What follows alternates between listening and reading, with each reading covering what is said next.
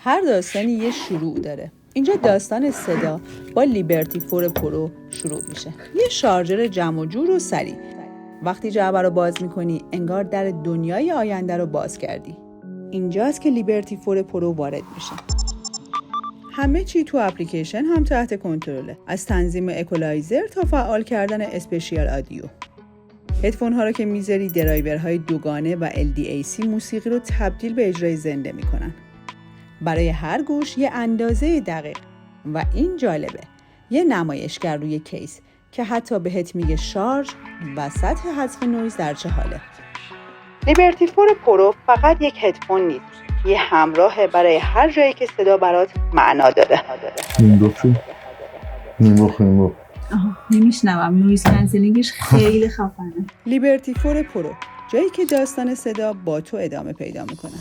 گارانتی وقتی معنا پیدا میکنه که ایستا باشه.